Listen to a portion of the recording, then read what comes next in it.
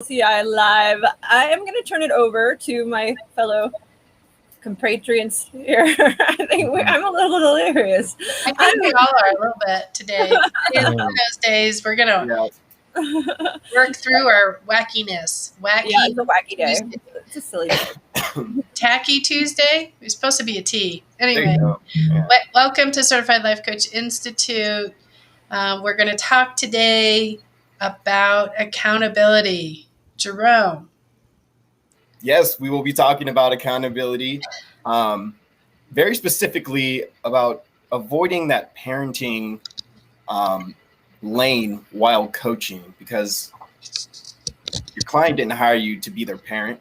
They didn't hire you to be their mom. They didn't hire you to be their dad. How am I going to be They held hired you accountable then? You got to check in with me. No, but they kind of do. Like, they kind of think that that's what you're going to be. Like, they kind of want you to mom them, and like, but that's not what we do. That's not. No. And I with that trap. They don't want us to do that either. Yeah, if they hired you as a coach, definitively, based on the definition, they did not hire you to be their mom or dad. Can I just take it here for early? Can I? Yeah. So like the title of the live is nagging, shaming, and blaming, right? So nagging, shaming. Who's to blame in that situation, the nagger or the naggee? like the person being, because both parties are at fault. I'm just saying there's a problem there with both parties if that's happening. As a man, I'll say I never deserve to be nagged at for any reason, no matter what. Yes, you do. But you should ask our relationship coach about it. Usually the nagging is somebody thinking they're more or less trying to be reminding the person of the experience or what they want or what the outcome is supposed to be. And that nagging just winds up being what it is a nagging versus a reminding. People often are afraid to just say, I'm really disappointed. We talked about this. This isn't done. Share with me what we can do to get this done versus the nagging. You promised you would do this. You said you would. Yeah, you said you would do that. What is the difference between that and the other one and the other? Like, exactly. Like, how do we define? Means I take responsibility for how I'm feeling and what is happening versus blaming the other person for how I'm feeling. So how does this apply to coaching? Well, our clients have goals. They have these things that they come in and they promises they make to you as a coach that of things that will happen during the course of the following week or period of time, and they often do not do those things.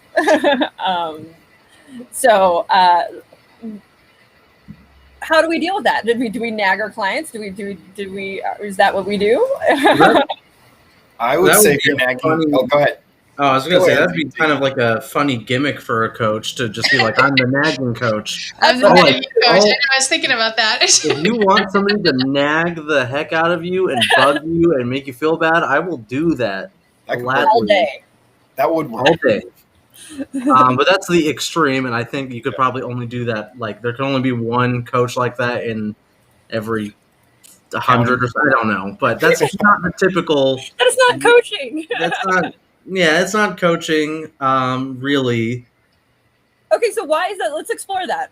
Why is that not coaching? Why is me going, hey, did you get that done? Did you get that done? Are you going to get that? Do you think you're going to get it done this week? Why didn't you get it done? Come on. like why is that not? Nagging is just an alternate way of saying why, right? I mean, usually when you're nagging, you're asking that question, why? That goes along with it. They go hand in hand. And that is the cardinal rule. One of the cardinal rules of coaching is you shouldn't be asking your client why. Unfortunately, that is not something that we accept in the coaching space, or fortunately it is. That can be, when you bring up why, that can really put your client in a defensive position and prevent them from allowing themselves to actually come out and be vulnerable and get to the nitty-gritty of the work that they're trying to get done in the session. There is a why we do accept in coaching is what is your why? But that's not what we're talking about here. Just as you're saying, Jerome, we're talking about Nagging. The Why nagging. didn't you do your homework? Yeah. Yeah. Well, it's that Why living in didn't you the do your past. follow through? It's like going in the past. Like that's the why didn't you do it? Well, there's nothing we can do about what has already transpired, right? We cannot change the past, so let's not dwell on it. It's not why didn't you do it. It's how do you want to proceed at this point. That's not even. I mean, nagging doesn't have to go in the past. Like nagging could be like, No. you should do this now. You should Oh do yeah, this. it can be like, yeah, okay, why isn't this happening yet? Why isn't that? This is what you should do. I mean, there's a lot of things that come with it. We haven't even gotten to shaming and blaming yet. Like, Just getting started. I'm ready to shame and blame already. yeah, that's the easy part. But it's that. So let's. I was going to tell everybody, like, come into this with something to be coached on, something we should probably adopt in our regular Tuesday activities. But what I'm thinking, so if we are a client and we're coming in and our client has not done their work, I have not, and this is something that often happens. How do we manage that? What do we do in that situation? Well, I would first start by maybe just assuming and asking, like, hey, how did that thing go that you said you would do last week? Let's just say they would like run a mile every day. I don't know. This is an example. So how did running a mile go every day? And then I get them to tell me I didn't do that. Well, I didn't this week. I didn't. Right. No, I can do that. So I did actually do some of my homework. So I can't. But my house is not where I want it to be. We talked about this last week, right? Mhm. It's not quite there yet. I've got it. Definitely got a deadline now, so it's got to get there. So it didn't happen. What blocks sort of came up that made it so that it couldn't happen? Well, the usual ones. The usual blocks. Yes. Timing, work, all of these things. Now, is this delving into the past? I think like the immediate when we say don't ever delve in the past, I imagine like don't go years in the past. A week in the past is acceptable if it's like within the coaching sort of Is phase. it? Well, At and least if we're talking about blocks, maybe, and how coming up with ways to manage those blocks and goals for those blocks. What is the difference between 1 week and 6 years? It's still the past, right? Yes, Lisa. so I'm going to say the main thing of not going in the past has to do with the traumas that has happened to us, right? So we're definitely not going into the traumas, but to tap back into what prevented you from following through. So, and if the client says, yeah, I don't know, well, how do you want to address this from this point on? If they don't want to go into what the whys of where and what didn't get done and what got blah. How do you want to address that today? Maybe they don't want to address it. So that's why you open up, what do you want to do in today's session? Invite them to decide where that session goes. So when we go into Go Learn, which is so for those of you who don't know, Go Learn is the structure that we use to break up a life coaching session. And it starts with greet. And then the O stands for, it's observe, right? Or is it, what is it? I believe it's observe. So but the O basically is that let's catch up and see how things went last week. And it's that moment when you sort of tap in and see where we're at with the progress. Because that progress is important in this process. Is it important? Question mark. Let me just ask that. Is it important? If it's important to your client, then it is certainly important. But that's why, again, Lisa tapped into it. You got to set that session contract prior. But the Go, when does in the Go Learn, when does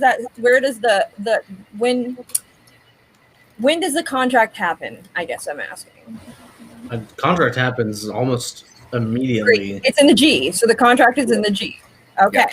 So then the O is kind of it's relevant to what the goal is. So the O may not be necessary at all then, right? Well, the ownership is just asking about the previous action plan because the assumption is at the tail end of a session, there's an action plan to go forward throughout the week. And then the next week, you there's ask also about ownership. typically or in a lot of cases, there's an overarching kind of goal, right? Mhm. There's I want to achieve this out of working with my coach. And then you break it up into these smaller bits with your client and you progress through. So at what point, if our client is, not adhering to the initial overall goal, the overarching goal in the several sessions within, they're just sort of wandering off into doing whatever, not getting their work done, but there's this overall goal that you set with your client. Do you bring that back up? Do you readdress that? Is that something that comes forward again because you're not working, there's no, you as a coach maybe don't see the progress? I mean, this is in this accountability space, and why I'm asking. Yeah. Maybe asking the client, like, do you want to create some accountability measures? Not the ones that you, the coach, are involved in really, but more so overall. Or I don't even know, maybe just asking how they feel about what's been going on so far first. And that's that check-in, right? That's the check-in moment. Because if they seem fine with making no progress, what do you do as a coach in that? Like, do you just ask about, like, do you want to work on a different goal then? Or somebody asked me that the other day. They go, what do I do when the client's not making any progress? I asked, who determined what progress was being made? And this person said, well, I don't see anything happening. Mm-hmm. So have you asked your client what they've noticed about their progress? Because us as a coach, trying to view it through our lenses, that's what we're talking about right now. The idea that we're viewing their progress through our lenses, that's about us.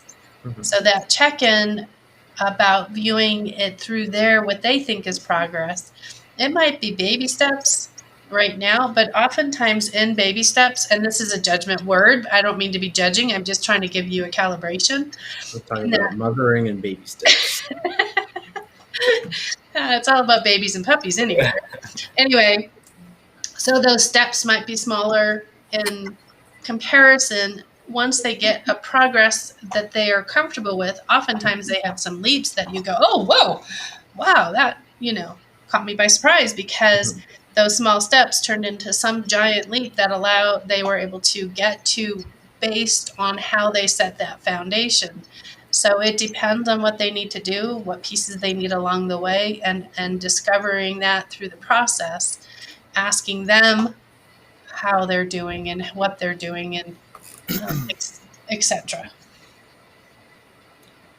So Valerie said that's exactly where I was with the client yesterday. In fact, it was the first time I ever told a client I don't believe I'm a good fit for them, and we're going to end our contract. I'd love to know more about that and what happened there. That'd be interesting to know what brought you to that decision, because that's a big one to make. I think Dan something said a long time ago in a live too. If there's no gap, there's no coaching. So if this is assuming if somebody is just complacent with where their lack of progress from their point of view, let's just say that from their point of view, maybe coaching isn't the best tool for them. Devil's advocate here, right? Yeah. I often go to therapy and I often come out of it, and it's just it's not that I'm working on anything particular. It's just that there's a space where I can just talk. There's not a goal. There's not it's a free realm for me to just be me and share and know that there's no consequences or what have you, right? Coaches, in many ways, their magic, their power is creating that safe space. So what if I just want to utilize my coach for safe space action? Like that's, I just want to come in and I want to be able to just bounce things off of you. I don't care about the trajectory of where I'm going or whatever. I just want this safe space and I'm willing to pay for it. Is that okay? Are we good? Are we comfortable with that? Lisa, we can't hear you. Sorry, because I'm sneezing and coughing over here. That's the contract. If that's what the client wants to do and have a safe space to have a conversation, and the goal is to not really have a goal, it's still a goal, right? It's still actively being committed to what the client wants and what they want to get from the session. So that's fair. That's fair. Heck, that's probably what I would use a coach most for, if I'm honest. I mean, but that's that sounding board moment. So I think that the one thing that we're dancing around in all of this is a little bit is ego as a coach. And that's where that my client has to, that pushing for that goal, that pushing that like this, you need to be making progress. You need, and feeling like they aren't is really our ego, right? It's us going at our pace and not theirs. It's also worrying us, the coach, worrying if we're doing a good job and being accountable ourselves to what we're supposed to be doing in the session. It's that overthinking moment. So that's also another opportunity. There were some people who a while ago that I was cross paths with, I think I would say, and they were saying, well, if they're not working hard and they're not showing me progress, I'm not going to work with them. I'm like, well, I'll work with them, no problem. Because I don't know, just because they're not meeting your progress doesn't mean they're not meeting their own progress. So I'm all here if the client wants to make progress, to be paying for services that help support them to find that space and what that means to them. I don't care what pace that is. I was just reading Valerie's comment here, and it brought something up for me. She's talking about how she's looking for, and the client was looking for her to fix her client. And this is a sort of another form of accountability, is it not? It's our clients wanting us to be accountable for their lives and their decisions, and we don't do that. That's just another way of fixing, right? It's another. An example of that is somebody told me that they wanted me to check in on them to make sure they were following through with a goal that they had set up for themselves. And I said, oh, no, you want a mother or do you want a coach? Okay, so if I'm going to help you be supportive in this process, I, the coach, can't take responsibility. I didn't say it like this, but I, the coach, can't take your responsibility to make sure you follow through. But what is it that you can do that's going to be accountable and going to help you in this place and still feel like you're getting support? So we've got to constantly remind them, because we're used to Google at our fingertips. We can get all our answers right there. We're used to having people tell us what to do all the time. And now this is a place of empowerment. We're encouraging our clients to find their voice. Okay, done talking. Well, go ahead. Valerie Lawrence commented a little bit more. Yeah, I'm reading the tail into that. Yeah. At that point, it's just not coaching. It's completely different than what coaches more of a consultant. She wanted a consultant. Yeah. So with in this concept too of homework on some level, and giving, I mean, we don't give homework unless homework is asked for, right? Well, some people call this homework. What is it you're going to work on between now and next session that supports you what you've discovered in this session? Some people call that homework.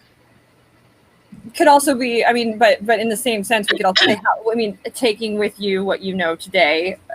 How will you proceed? How will it, but that, again, you have to call back to the goal at play. I think maybe homework, it just has a negative connotation to it. Like, what is the work that you do as far as coaching? What do you take from this and apply it to your life outside of the session?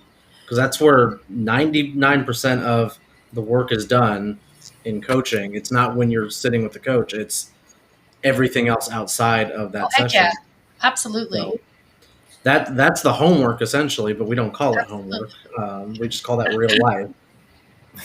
The other thing too is what happens. So our client wants accountability. Like, I want accountability. So I would love if we could do a mock coach moment in here, but real. Somebody, I mean, I keep volunteering because I can just talk about house organized every time. But if anybody else has anything to get coached on, really needs this coaching session. An example, but I mean, like an example of setting up an accountability plan with your client would be great, I would think, and what that looks like. I want to add one addendum before we get to that too. The accountability measures is part of the ICF core competencies as well. That's just something that we're not saying all accountability is just out the window. It's part of number 8, facilitate the client growth. Helping have some sort of accountability. What that looks like could vary, but it is in there as well. So, who's gonna coach Brooke? I mean, of course, I'm happy to be coached. I'd assign my choices or clients action steps during the week. So exactly. I don't know why it's just saying Facebook user, and we're not seeing it's strange. who people are. I don't know what that is. That's It's weird. annoying me. I think we'll try to get that fixed at some point. We can do this. This is kind of cool. By the way, we can have the chat overlaid, see people talk to us. Anyways, who's coaching me? Apparently, Anthony is not. He left. Anthony ran away from it. He ran away. Anthony is gone. Oh, hi, Sue. Hi, Sue. Hello. Why? I don't know why it's doing that. I have no clue. That's You guys do not want to. Nobody wants to volunteer to coach me. It's cool. I don't need coaching. So share with me what you'd like to be coached about. Well, I would like to set up an accountability plan for following through. Oh, that's what you did. For following through on getting this place organized so that I can. I have a deadline. I have to have it done by Saturday. So you have a deadline by Saturday. Yes. You want to organize your place. Mm-hmm. Share more. What's organized? What does that mean? Well, When you look at things. I've just got a few things left here I need to do. I've just got and there's a couple of things I'd like to bring the Christmas stuff from the storage areas upstairs down to the basement. And I would like to make sure any of the film equipment I have in the basement comes up and goes where the Christmas stuff once was. I would like to throw away everything in my kitchen and start fresh. I love that one. And I would also just like to do just like organizing so that every place has a place and there's a thing for every place. All right, every place has a space. There's a space for everything. There we go. Yes. So that way I put things back where they go instead of just being like, well, I'll just sit it here for now because I don't have any place to put it, and it just exacerbates my issue. I have catch-alls. I just have catch-alls. They're just everything everywhere. Catch-alls. I know what those are. So when you're thinking of what you can do between now and Saturday, so it has to be done by Saturday, or is Saturday included? Oh, it's got to be done. It has to be done. Okay, so it doesn't have to be. Okay, there are some things. There are shortcuts I can take, but I don't want to take shortcuts. That's a problem. Shortcuts got me here. So you've got some things. You've got stuff that's got to come up. You've got stuff that's got to go down. Mm-hmm. Like to redo that kitchen. Now and Friday, because Saturday you just said you don't. I don't have the time. It's not going to happen. I'm thinking about my week. It's just not going to happen. It's really not. It's not going to happen. What if we took it at smaller bite-sized bits? If we took a smaller bite of what you have to do, what would be a smaller bite? I need to enlist help. Let's help. I need to hire human beings to help me. It's the only way. Okay. I'm serious because if it's by Saturday, I'm busy on Thursday. There's just no way. So what's the step we can do towards enlisting help to accommodate what you're asking? Hey, Jerome, Anthony, what are you doing? And then that's when I would say, hey, Lisa, can I be on the clock for this? Oh, man. I said I was going to pay my help. Did I not? Okay. I'm in. You'll have to put in a formal written request, but Oh, I see how it is. I see. yeah. You usually can't be this successful. This has nothing to do with accountability, though. Well, it is because you're asking for help. Help just arrived, and so now that next question is, how do they help you? Well, that if they're here, I can get them doing things. That's no problem. I just mean, like, when I say accountability, I mean what I need is to have some form of checks and balances. Like, I need someone to go, hey, Brooke, are you doing that? Like I have a built-in accountability. You need an ag. I do. Well, in this situation, I do have built-in accountability, and that built-in accountability is, and this is very much this human being. The built-in accountability is that my family is coming on Saturday, so I want everything fantastic by Saturday. But without them coming on Saturday, I would have zero accountability, and it would just be like, well, I don't care, nobody's coming over, like, and that would be my attitude. Like, that would be, no, why should I care? Like, and I should care, and that's where this element of accountability would be really beneficial for me. If I just need like someone to threaten to come over every week or something. Like, So when I come to California, I have to tell you I'm coming over to see you, and you're going to clean up. Is that what that is? yeah, that's what that is. But but I can't have my coach do that. Like, I can't ask my coach to threaten to come over to my house every week. So what do? We already know that coach is going to be accepting of everything. Okay. You know, the coach might, though. They have organization coach. I mean, does that coach come over? Should I hire one of them? There's a possibility, but you got two guys able, willing to help you. How can you utilize them, and when? Well, I can use that. I mean, to help me carry stuff up and down those stairs. The stairs themselves are going to be the death of me. When do you want to do that, or when can they do that? The basement is terrifying. I don't want to go down there. You won't go down there? I'll go down there. I've been down there once by myself, one time. I but have it was to go really down dope. there. Very proud of myself. Drew could carry it down, but It would have to be. Yeah. The only day it would work would be Friday. That would be the only day that would work in the whole week. So, Are you guys available on Friday? What about tonight? At night though, you can't be carrying things all over up and down stairs at night. Like, that's not good. I don't know. I always feel like I can't. I feel like Actually, after 8 o'clock, I should be respectful. This is also, I shouldn't say anything. I'm not part of this coaching session. You don't get to have your help also involved in your session normally. Yeah, I know. It's the team. The team This is is derailed completely. This is just literally, but this is very beneficial. But I'll take it from here. Like, this is where like my controller steps in, and I get all like, "I've got it. Don't worry." Like, what is that? What is that? I mean, I guess clients might experience that too. Could they? Yeah. of course. And then they go home. I'm good. I've got it figured out. I'm done. That's enough. That's all I need. Like, I've got it figured out. Like, I don't want to keep delving. Stop asking me questions about it. Like, So is that accountability then? You've got it? Is that the accountability piece that you're looking for? Well, yeah. I'm just saying. I mean, I've got it. I've got it from here. I told you the accountability is built in. My family's coming. I have no choice. This is a better topic when they're not coming.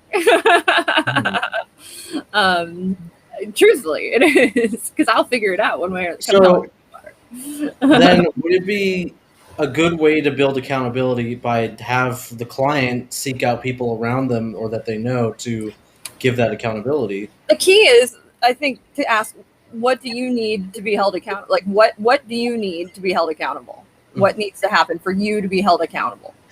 And then when they explore, I mean, the answer, well, I need someone to come over to my house once a week. Well, who can you have come over once a week? Or how do you make that happen? That somebody comes over once a week so that you keep your house clean. Well, which actually solves 2 of my problems. So,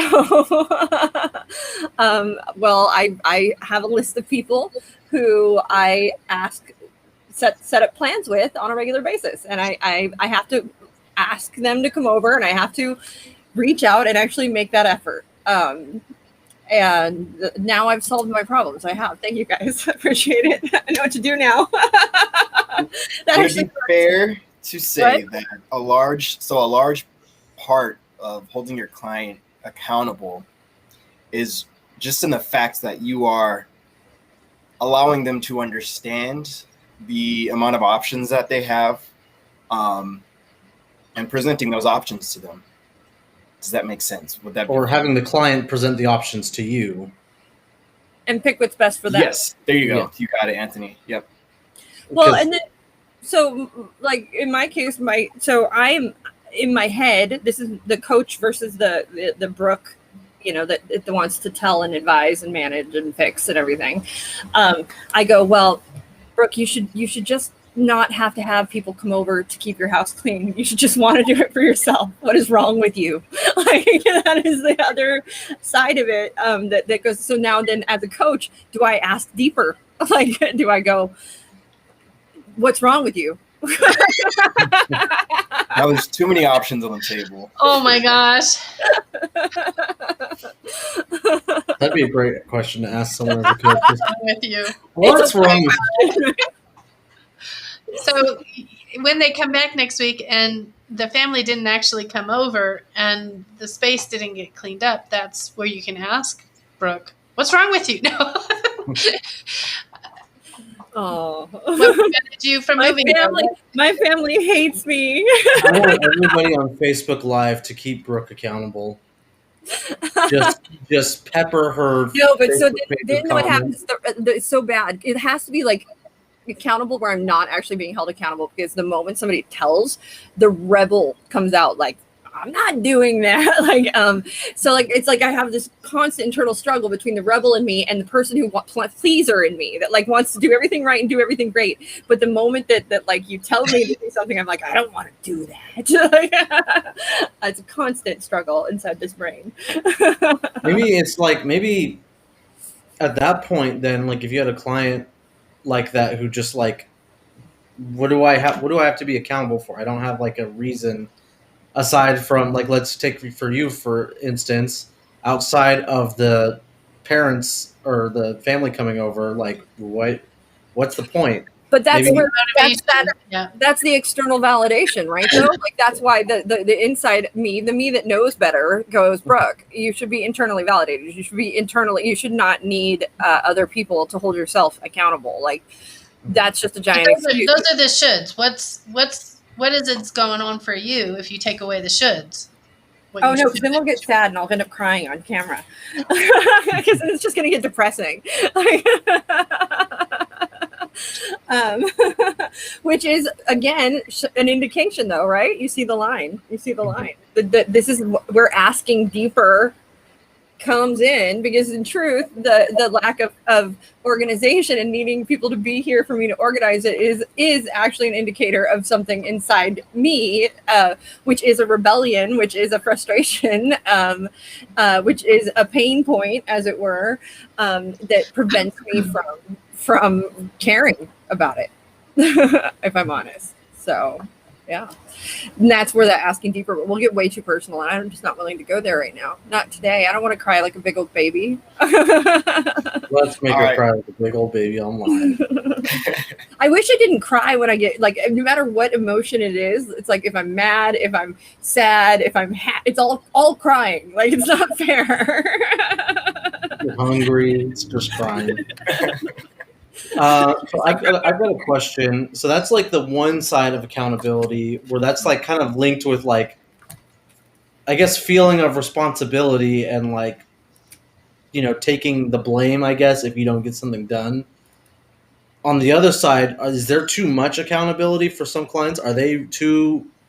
Is there some clients who are too ready to just take on all the blame and all the shame and all like clients who are just like, I messed up, I'm the worst, like I didn't get this done. Deprecation kind of thing. Yeah. Like it's not the healthy, and it's not unselfish. It's actually very selfish, actually, usually, and it's usually a fake kind of thing. Yeah, and it doesn't allow any work to get done. So along with it being not any depth to that experience, It's just, there's no productivity there, right? Mhm.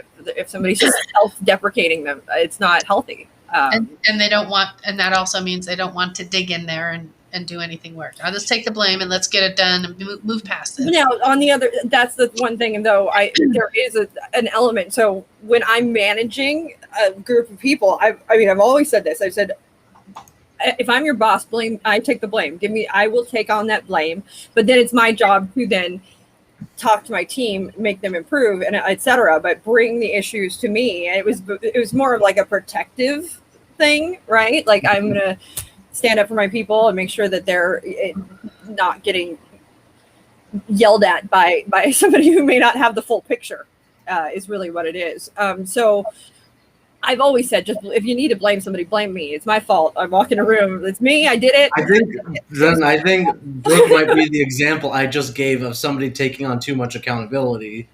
Where this is my non-coaching opinion. My non-coaching opinion is, no, Brooke, stop taking accountability for other people. Like they have just as much. I guess I forgot the word. They have just as much accountability as you do. Yes Or- and no, though. So this is an interesting thing. When I was in my trial, because I had a 2-year trial after being attacked, and I hated being called a victim. I hated it. I hated being the victim. Because all of my power came back to me. Like the reason I could start to trust myself again, the reason I could start all of those things came from me being able to see how I got to that place that I was attacked, like to see where I made my lefts and where I could have gone right. And so that I knew for next time I could go right. Right. So what that was me taking ownership in many ways of not being his victim. Like I'm not that person's victim. And so I am now taking responsibility and having accountability for both my life and the things that happen to it. Things don't happen to me. They happen because of me. Right. Well, I'm asking more so people. But you there are, have.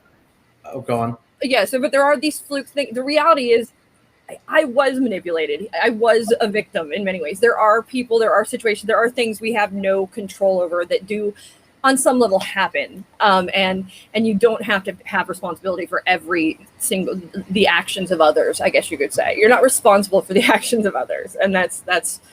But when you're managing them, you are. I'm just saying. When you're their boss, you are. And that's just how it works, though. But that's what my mentor taught me in the business space, though. But it's also finding the place where they have accountability for Themselves. Yeah, it's a combination. What she's talking about is it's to get the dialogue open so that they're not afraid to share. In this particular case with Brooke, what they're struggling with, what they need help with, so it's a place of opening the dialogue. But as a coach, we're not taking on that responsibility of our client's success and failure. Shelley puts up there, what if they don't want to be accountable? Then they're not accountable. That's up to them on what they want to get out of this. And that's possibly when I have a good rapport with my clients, I will ask them, share with me then how this turns into a place where you have the ability to follow through with what you want. Well, we're talking about too, like accountability in their goals, but just general life accountability comes in, right? Like, what if it's one of those things, it's the victim, like people who live in victim space who don't take responsibility for their lives, which is just another limiting belief, right? It's something we as coaches teach to help our clients move through, is that moving through those blocks and those limiting beliefs, and ultimately that space where I'm not in power or control of my life, and what happens in it is a form of accountability, is it not? Ultimately, yes. No, am I wrong there? So how do we move our clients and remove those blocks without? They have to want to move them. They have to want to remove them. They have to want to come up with things that'll help find their options so they can have ownership of the direction they really want to go towards. But I guess my space, you have somebody who's in victim thought, right? Like who's in that, and maybe it's just they're not coachable, they're not ready yet, right? Is what it is. It's a refer out situation. Yeah. Typically, if they're not willing to make any adjustments, it's going to be a refer out kind of thing for sure. Well, and even if they're in victim headspace, like I would ask them, I would just start small. Like, what are the things that you could do differently? Yeah. Even if, like, let's just explore, even if you really didn't want to do it, we're just throwing hypotheticals out there. Spaghetti, what could hypothetically be done?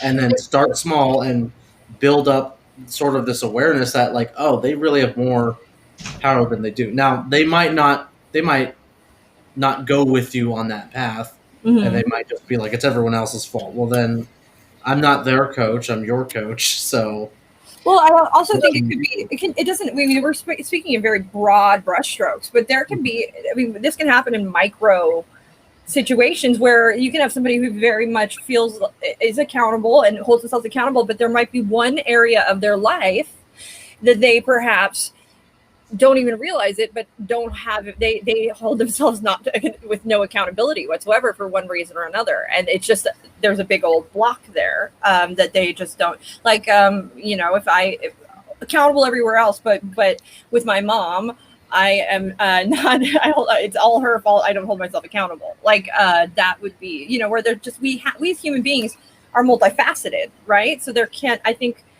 So do you refer out then, or is that just something you don't approach? Is it my It might be either or. I mean, it depends on the client. You're going to refer out when that client continually doesn't have the ability. It has to do with the ability. If that client has the ability on other things to be coached, and then at some point it can come across the table again on that particular topic that wasn't coachable then, that maybe it can be coachable now.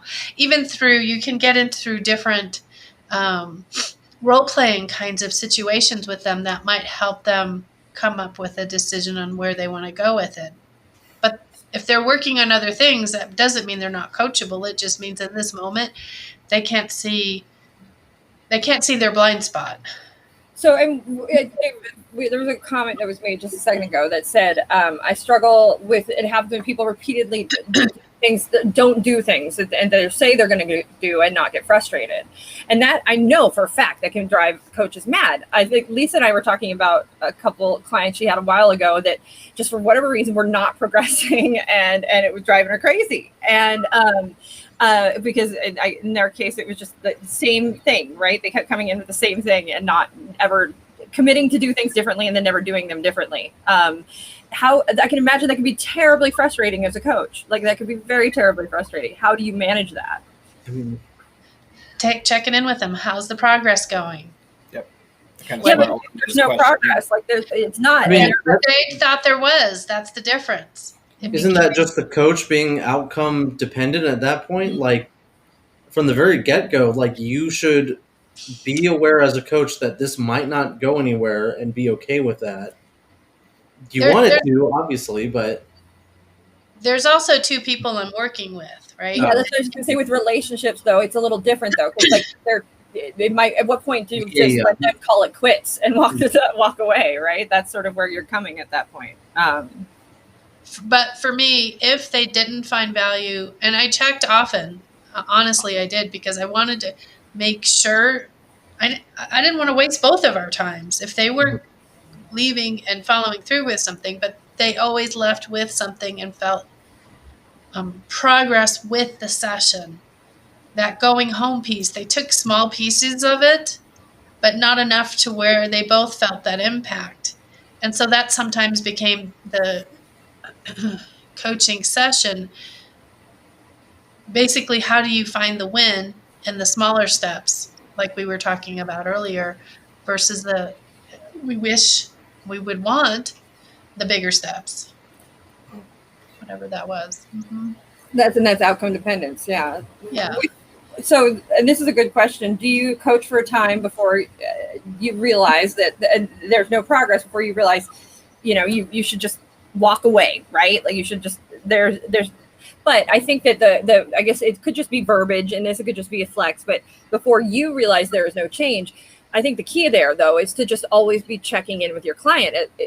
There's no ethical responsibility to end your relationship with your client so long as progress is being made, or the value is, if they think that they are gaining a value in meeting with you, whether or not you see the progress, I don't think there's an ethical issue with keeping to work with them as long as they are. Now, if like they hate it and they bought a package deal and you're like, no, you got to be here for 6 more sessions or else.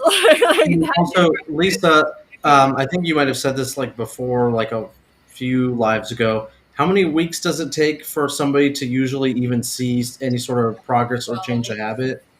Yeah. So like, to get started, on a 28-week range. So to get started, people always have this number 21. There's more research behind the actual behavior change. Takes 60 to 200 days for that change to actually have a pattern. The neural patterns we talk about. So but my point is, the point I'm trying to make, though, is that this takes a long time for change to happen sometimes.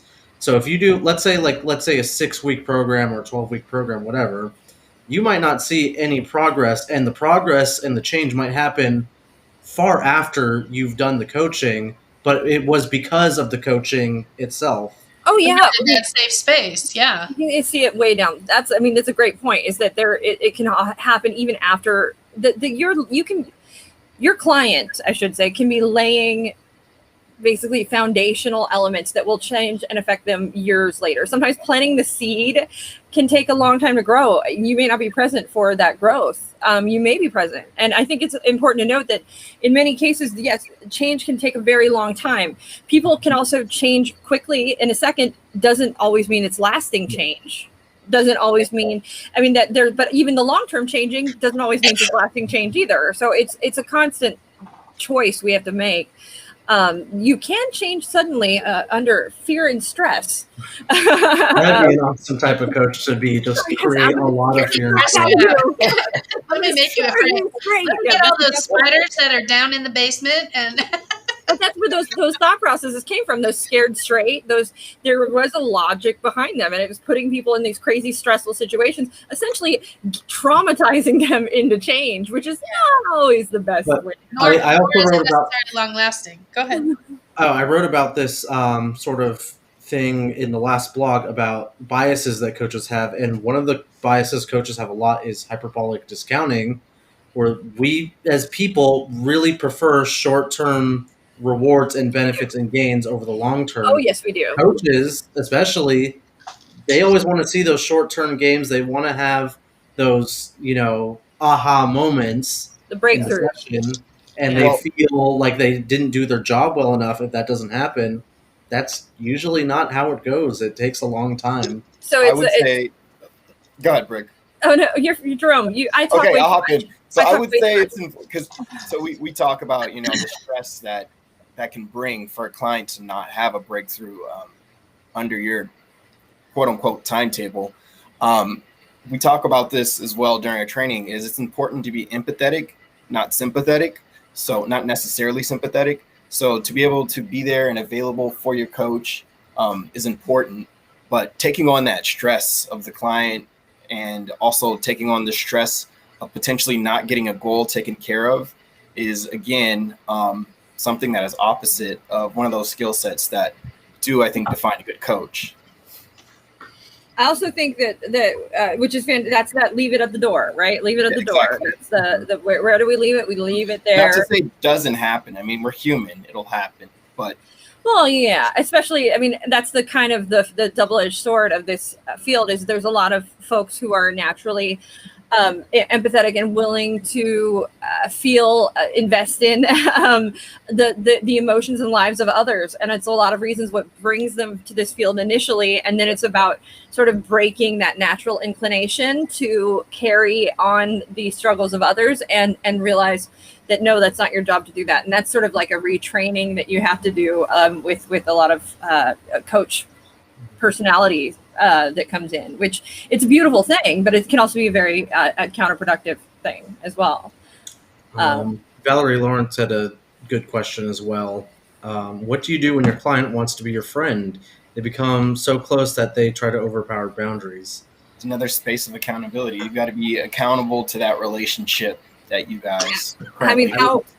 You either get to be my client or my friend. You're not. There's no two. And even then, after, this is my personal opinion, even after I start coaching somebody, I probably wouldn't want to be their friend, just for the fact that Anthony, would feel that they might try to just get free coaching out of me. Well, that's me though, but I would keep those separate. The tremendous amount of damage that can happen, and in either direction. It's not to say that it will always happen, but the reality is that you have a safe. You are put on a plateau, as it were, as a life coach. It just is the nature. We naturally walk into a room with the teacher and trust the teacher. We naturally walk into a room with the life coach and we trust the life coach. But we're human beings, right? We are as fallible as everybody else. So the nice thing is, if you just keep it to the coaching space in this realm, they never get to have to see the parts of you that perhaps are not as flattering or as amazing. And then, because what happens the moment they do now, whatever work you've done, whether you want it to or not, is tarnished on some level, right? It is. If you fall off your plateau to some degree, then what happens is so does the work.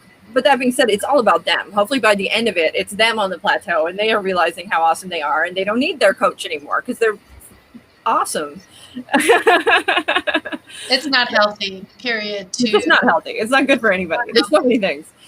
There's people in the licensed profession that have crossed over, not even just friends, but have become significant others. And of those licensed professionals that allowed that to happen, lost their license. I date all my clients. I don't know what you're talking about.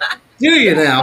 The relationship, because it's not based on balance. The other side of that is, if I'm the coach, I need to stay in the coach.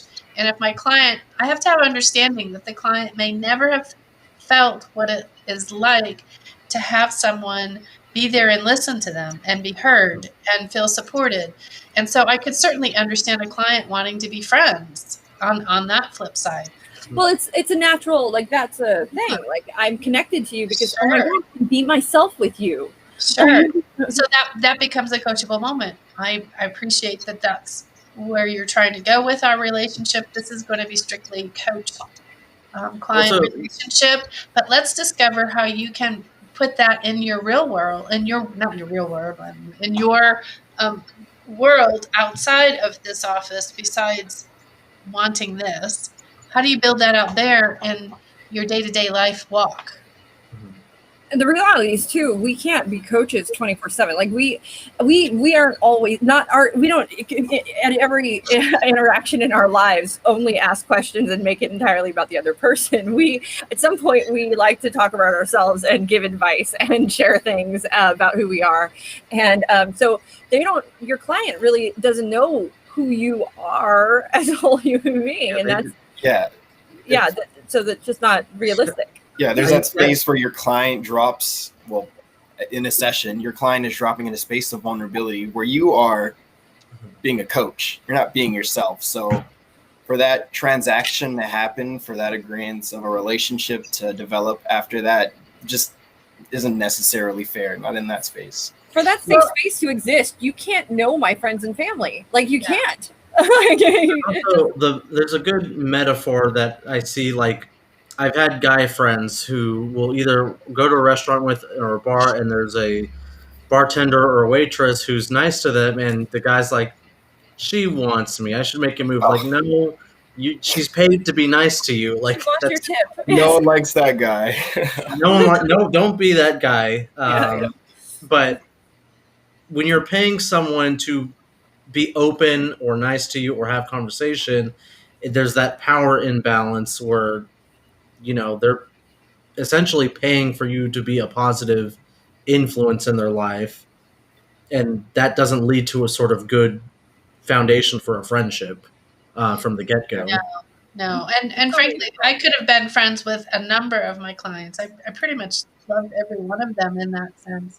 And I was myself, but I was my coach self in that space. And did never cross that. Even if I saw them out, I didn't acknowledge them. I've told them, if they want to acknowledge me, they're welcome to, but I'm not going to acknowledge you. You're a stranger out in the public. Yeah, I mean, that is an interesting because I ran into somebody who does work for me essentially, and I was like, do I acknowledge them? What do I do? I was so like this moment of just keep walking, just keep shopping, don't make any eye contact. Like, it was me. I was in the grocery store. It's like when a teacher sees one of their students out and about. I was going to say that. Like, do I say hi? I don't know. You know. Well, wait, I have a group. I host trivia on Wednesdays, and there's a whole group of teachers that play, and they're all drinking and getting wasted. And I'm like, and many of their former students play with them. That's me. I was that person. I just like saw my old English teacher, you know, drinking, and we're just like, "Hey, how's it going, Mr. XYZ?" And it's fun, but I'm sure we made them uncomfortable. But it's whatever. Oh, but they're so not uncomfortable though anymore. Yeah, I guess so. We're just about out of time, so we have. I don't know if we've talked about accountability. I mean, I think we did somewhere in there. We flipped around the accountability piece. It's just find out from your client how they want to be held accountable. Find out from your client what that looks like. What's that experience like? It's not about me, the coach, mothering them and checking in. Did you do what you said? But it is a responsibility that we give and take with our clients. Usually what comes up is that they'll say, I will text you when I've accomplished this. Great. I'm definitely willing to accept that. The idea of accountability and not nagging, right? We're not trying to shame somebody or guilt somebody into their doing and accomplish things. Go ahead. You once mentioned to me something was brilliant about guilt. Can you share your guilt insight with me? Gosh, I don't remember it right now. Go ahead. It was something along the lines of it takes for somebody to feel guilty. So for me to feel guilty, it has nothing. There's nothing anybody can say to me that will make me feel guilty unless I'm already feeling guilty. Oh, yeah. The guilt comes from within me first before anybody else can lay it on me, essentially. Right. Which I mean, blame I can do to you, but guilt, I can tap into that. Yeah, that's for my blame, but you have to own that. That's what. Somewhere in there, there's something going on that says, okay, I'm not doing something right. So, but that is another indication that we have our own internal gauges of that hold ourselves accountable. And maybe it's about tapping in, getting your client to tap into that. I was checking out Brene Brown a second ago, and the cool thing that she's talking about is that same thing, that shame versus guilt. Mm-hmm. And she said, guilt's not a bad thing. Shame, we're not talking about shame, but guilt, that's an accountability piece. And that piece allows us to make changes, to stick to things, and go from there. It's like our internal accountability meter is guilt. But you have to be feeling it yourself before somebody else can actually make you feel it, which is interesting. Yeah. So, all right, I think that's it. Who's signing off? Not you are. I signed off last week. Jerome, it's all you. I would say, well, here's a downfall. I do have one more, since we did get about 4 minutes here late. Okay. I have one more tidbit because I don't. Freedom. We can make this 2 hours. Let's just keep going. Okay. So let's just keep going. I do think there is something we didn't cover. I may be wrong, but I do think as far as accountability is concerned, I'm not sure we went down the space of keeping your client accountable for the direction of the session, where sometimes as a coach, you're presented with a ton of different options as far as the direction that they want to go in. And in the beginning of the session, they set, that client contract, the session contract, and they say, this is what I want to get done. And they give you a bunch, they go crazy. And they're like, no, now I want to do this. Now I want to do this. Maybe somebody I know in the circle who may, be that type of client. That's again, I think also the space of holding your client accountable. That's important to keep in mind. It always comes back. That's the thing. No matter what, I always say, just bear with me. It's coming it's coming around. All of these, I might seem all over here, but it's coming back to it will end up in the same space. It always does. It really does. Well, what if it's a client who doesn't come back around? They just go. It's like they're like, off into the jungle. Do this. Do you limit that? Like, how many times can I switch directives inside my session? Like, how many times as a client can I set my session contract before the coach is like, enough is enough? I'm done. At 7 goals. You get 7 times you can do this per session. You have reached your 7th. We're working on this one. Otherwise, we're going to be here all day. You just have to be patient as a coach then, and just I think that's what you do. You just say, okay, we only have 30 minutes left. Mm-hmm. Do you want to shift gears again? Because if we do so, we may not be able to complete this in the time we have left. Yeah. I mean, right? You're just honest with them about it. That sounds like some cold hard accountability to me. How Yeah. would you like to handle the 30 The minutes? one thing you do hold them accountable to is that your time. They have 1 hour with you or Yeah. whatever that is. That's your space. That's where you have to be accountable, and that's accountable to keeping an eye on the clock, keeping an eye on the time with your client, and saying, okay, session's going to end here, and that's your job as a coach, right? Mm-hmm. Would agree. Which is also why you don't do the accountability thing outside of the session. That's why are you working outside of the hours you intended to work? That's ridiculous. Don't do that. Keep things Somebody in might- the session. Somebody I know was coaching their client. Then they both left, saying goodbye. As they're saying goodbye, another coaching session happened out in the parking lot. I'm like, no, you you doing? say goodbye. You say goodbye. You leave. And why are you walking your client to the Client. car? It's just a It's type. like when you both like say, okay, like we're leaving, and then you go the same direction, and you just have to make small talk at that point. Yeah, I just walk faster. or that slower. goes back to I what run. Valerie was saying. In a sense, they became kind of a friendship thing. That was the wrong thing to do in Yeah. that moment, right? Exactly. So wait 10 minutes after your client leaves before you leave. No, I run as fast as I can. Close to the door car. on them. Goodbye. Boom. I can see this being an hilarious scene in a movie. Okay, on that note, we're going to say goodbye, everybody. All right, see you guys later. Sign off to Rob. Okay, well, I guess I will. I'll- Yeah. I'll sign off. All right, guys. We will see you again here next week at 4. Make sure you like, subscribe if you're on YouTube, comment. We will get back to those for you guys. And you guys have a beautiful Labor Day weekend. So we'll see you guys next week. Enjoy your Labor Day weekend. CertifiedLifeCoachInstitute.com. Send your friends. Tell them you love us. Take care. Yeah. Bye, guys. What comes before part B?